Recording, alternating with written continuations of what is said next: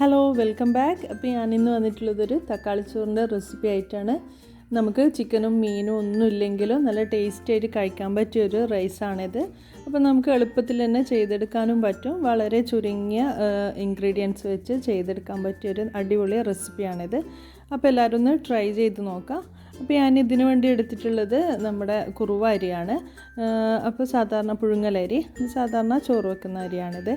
അപ്പോൾ നമുക്കൊന്ന് കുഴഞ്ഞിരിക്കുന്ന പാകത്തിലാണ് ഇഷ്ടമെങ്കിൽ നമുക്കിത് റേഷൻ അരിയിലും ചെയ്തെടുക്കാവുന്നതാണ്. അപ്പോൾ ഞാനിത് 2.5 കപ്പ് അരി എടുത്തിട്ടുണ്ട്. 250 ml 2.5 കപ്പാണ് എടുത്തത്.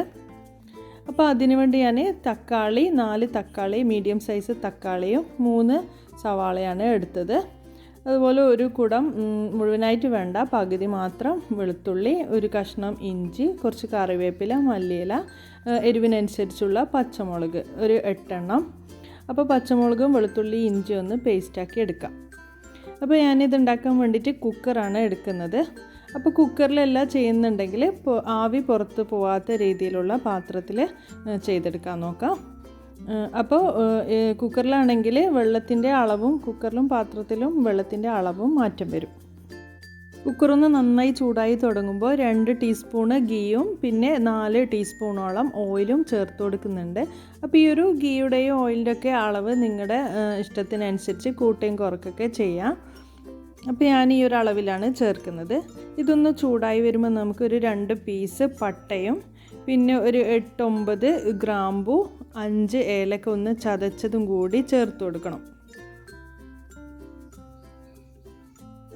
ഇതിൻ്റെ കൂടെ തന്നെ 1/2 ടീസ്പൂണ് പെരുംജീരകവും 1/2 ടീസ്പൂണ് ചെറിയ ജീരകവും കൂടി ചേർത്ത് കൊടുക്കാം.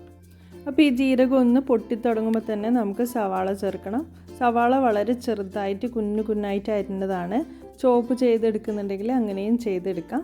അപ്പോൾ അതും കൂടി ഇതിൻ്റെ കൂടെ ഇട്ട് നന്നായി ഒന്ന് വഴറ്റിയെടുക്കണം. അപ്പോൾ നന്നായി വഴന്ന് കിട്ടാൻ വേണ്ടിയിട്ട് ഞാനൊരു 1/2 ടീസ്പൂണ് മഞ്ഞൾപ്പൊടിയും 1 ടീസ്പൂൺ ഉപ്പും കൂടി ചേർത്തിട്ടാണ് വഴറ്റി കൊടുക്കുന്നത്.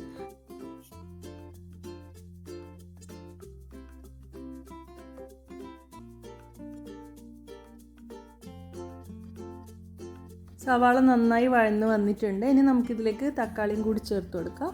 ഞാനിപ്പോൾ ചെറുതായിട്ട് അരിഞ്ഞിട്ടാണ് തക്കാളി ചേർത്ത് കൊടുക്കുന്നത്. ഒന്നുകിലൊന്ന് മിക്സിയിലിട്ട് നന്നായി ഒന്ന് അടിച്ചെടുത്ത് ചേർത്താലും മതി. അപ്പോൾ ഈ ഒരു തക്കാളിയും കൂടി ചേർത്ത് വേണമെങ്കിൽ ഒരുപാട് ഇട്ട് വഴറ്റാതെ ഒന്ന് കുക്കറിൻ്റെ മൂടി ഒന്നിട്ട് ഒരു വിസിൽ വരുന്നവരെ വേവിച്ചെടുത്താലും മതി. അപ്പോൾ ഈ ഒരു തക്കാളി നന്നായി തന്നെ നല്ലതുപോലെ വഴറ്റിയെടുക്കണം. അപ്പോൾ ഇതൊന്ന് നന്നായി വഴന്ന് വരുന്ന സമയത്ത് നമുക്ക് ഇഞ്ചി, വെളുത്തുള്ളി, പച്ചമുളക് പേസ്റ്റാക്കിയതും കൂടി ചേർത്ത് കൊടുക്കാം. അപ്പോൾ ഇഞ്ചി വെളുത്തുള്ളി പേസ്റ്റ് സ്പൂൺ അളവിൽ പറയുകയാണെങ്കിൽ 1 ടീസ്പൂണ് വെളുത്തുള്ളിയും ഇഞ്ചിയും ഉണ്ട്, 1.5 ടീസ്പൂണ് പച്ചമുളകാണ് ഉള്ളത്. ഇതിലേക്ക് പൊടികൾ ചേർക്കുന്നത് 1 ടീസ്പൂണ് മുളക് പൊടി, 1 ടീസ്പൂണ് ഗരം മസാല പൊടി, 1 ടീസ്പൂണ് മല്ലിപ്പൊടി. അപ്പോൾ അതും കൂടി ചേർത്തൊന്ന് നന്നായി തന്നെ വഴറ്റിയെടുക്കാം. അപ്പോൾ പൊടികൾ ചേർത്ത് കൊടുത്ത് കഴിഞ്ഞാൽ നമുക്കൊന്ന് ലോ ഫ്ലെയിമിലിട്ട് വഴറ്റിയെടുക്കാം. കുറച്ച് കറിവേപ്പിലയും കുറച്ച് മല്ലിയിലയും ഒരു ചെറുനാരങ്ങയുടെ പകുതി മാത്രം ചെറുനാരങ്ങ നീരും ചേർത്ത് കൊടുക്കാം.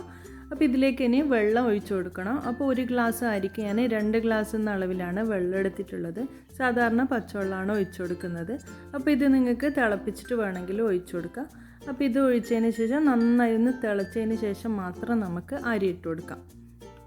അപ്പോൾ നമ്മൾ കുക്കറിലല്ല വെക്കുന്നതെങ്കിൽ 1 ഗ്ലാസ്സിന് 2.5 ഗ്ലാസ് എന്ന അളവിൽ വെള്ളം എടുക്കണം. അപ്പോൾ ഇതിലേക്ക് 1 ടീസ്പൂണ് ഉപ്പും കൂടി ചേർത്ത് കൊടുക്കുന്നുണ്ട്. അപ്പോൾ ഉപ്പ് ചേർക്കുമ്പോൾ നമുക്ക് ഈ വെള്ളത്തിൽ കുറച്ച് അല്പം ഒന്ന് മുന്നോട്ട് നിൽക്കുന്ന പാകത്തിനുള്ള ഉപ്പ് ചേർത്ത് കൊടുക്കണം. അപ്പോൾ അരിയൊക്കെ വരുമ്പോൾ പാകത്തിനുള്ള ഉപ്പായി കിട്ടും. അപ്പോൾ ഇത് നന്നായി തിളക്കുമ്പോൾ കഴുകി ഊറ്റി വെച്ച അരിയും കൂടി ഞാൻ ഇതിലേക്ക് ഇട്ട് കൊടുക്കുന്നുണ്ട്. ഇതൊന്ന് നന്നായി ഒന്ന് മിക്സ് ചെയ്തിട്ട് നമുക്ക് കുക്കറിനെ മൂടിയിട്ട് 2 വിസിൽ വരുന്നവരെ വേവിച്ചെടുക്കാം. ലോ ഫ്ലെയിമിലിട്ട് വേണം വേവിച്ചെടുക്കാൻ. ഏറ്റവും ചെറിയ തീയിലിട്ട് വേവിച്ചെടുക്കാം.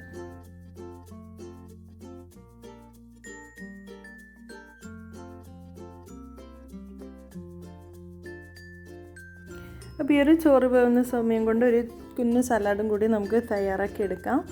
ക്യാരറ്റും കുക്കുംബറും ഒണിയനും പച്ചമുളകും ഇട്ട് കുറച്ച് ഉപ്പും കൂടി ഇട്ട് കൊടുക്കുക. ഒന്ന് മിക്സ് ചെയ്തെടുക്കുക. ഇതിലേക്ക് കുറച്ച് തൈരും കൂടി ചേർത്ത് കൊടുക്കാം. അപ്പോൾ ഈ ഒരു തൈര് സലാഡ് നല്ല ടേസ്റ്റി ആയിട്ടുള്ള സലാഡാണ്. അപ്പോൾ ഈ ഒരു ചോറിന് ഏറ്റവും നല്ല കോമ്പിനേഷനും ഇതാണ്. അപ്പോൾ ഈ ഒരു ചോറ് വേവാൻ വേണ്ടിയിട്ട് ഏകദേശം 3/4 മണിക്കൂറിന് മേലെ ആയിട്ടുണ്ട്. അപ്പോൾ 2 വിസിൽ വന്നതിന് ശേഷം ഞാൻ കുക്കർ തൊടാതെ ഒന്ന് മാറ്റി വെച്ചിട്ടുണ്ട്.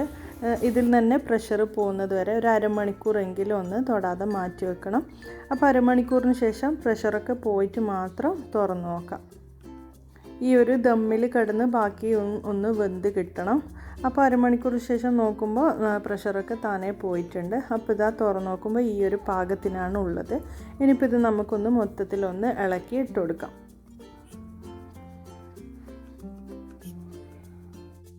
അപ്പോൾ ചോറ് നല്ല പാകത്തിന് വെന്ത് കിട്ടിയിട്ടുണ്ട്.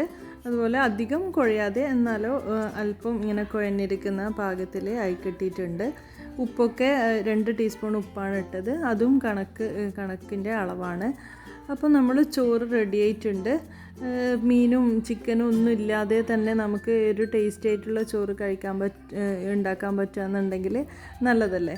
അപ്പോൾ ഒന്ന് ട്രൈ ചെയ്ത് നോക്കാം, ഫീഡ്ബാക്ക് അറിയിക്കുക.